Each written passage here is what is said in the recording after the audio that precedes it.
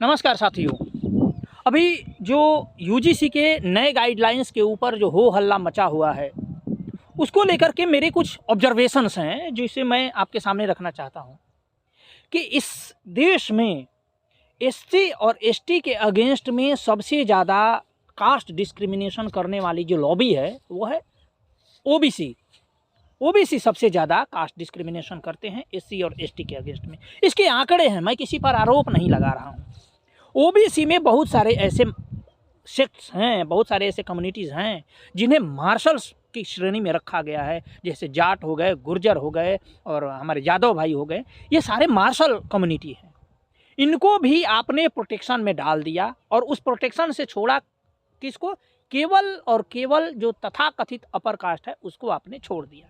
ठीक है, अब एक सीन को मैं बताता हूं कि जो व्यक्ति, जो कम्युनिटी सबसे ज़्यादा एट्रोसिटीज़ करती हैं उनको आपने प्रोटेक्शन दे दिया। अब यदि कोई जाट, गुर्जर या कोई भी ओबीसी का अन्य व्यक्ति किसी एससी और एसटी के ऊपर कॉलेज के अंदर कोई प्रताड़ना करता है, कुछ बोलता है, उसको जातिवादी कमेंट करता है, तो उसके बारे में इस एक्ट में या इस जो नए रेगुलेशन है इसमें कोई ऐसा प्रावधान नहीं है। कहीं ऐसा जिक्र नहीं किया गया है कि यदि कोई ओबीसी वाला किसी एससी या एसटी को कम्युनिटी को यदि कुछ गाली देता है या कुछ बोलता है तो उसके ऊपर क्या किया जाएगा। अगर कोई एससी के अंदर कोई दूसरा एससी उसको कुछ बोलता है तो उसके ऊपर डिस्क्रिमिनेशन का कोई चार्ज नहीं लगेगा। क्या ऐसी बातें नहीं है? क्या हर एक जाति एक दूसरे जाति पर अपना दबदबा नहीं दिखाती है, उसको नीचा नहीं दिखाने का प्रयास करती है? ऐसा समाज में नहीं है? क्या ओबीसी के अंदर भी सारे ओबीसी एक मत हैं इस मामले में? क्या एससी के अंदर ही पासवान और चमार और जो तथाकथित जो ये डोम कहे जाते हैं, मुसहर कहे जाते हैं, ये सारे अपने आप में एक हैं? नहीं है।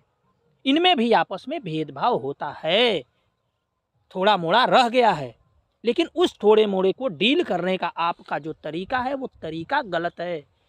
क्योंकि 20-25% जो कम्युनिटी है उसको आपने एकदम से क्रिमिनल बना दिया और बाकी लोगों को स्वच्छ बना दिया। अगर उनके अंदर में कोई ऐसी एट्रोसिटी होती है तो आप कैसे डील करेंगे? इस हिसाब से एससी एसटी कम्युनिटी के लोग तो और प्रताड़ित होंगे ओबीसीज द्वारा, होंगे ना। जब 81% आंकड़े हैं कि ओबीसी वालों ने ही प्रताड़ना की है तो वो 81% सेफ हो गए। अब वो ओबीसी वाले एससी और एसटी कम्युनिटी के लोगों को और प्रताड़ित करेंगे और उनको सुरक्षा देने के लिए कानून है। उनको कोई इसमें प्रावधान ही नहीं है कि उनको सज़ा देना है, उनको वो तो सुरक्षित है।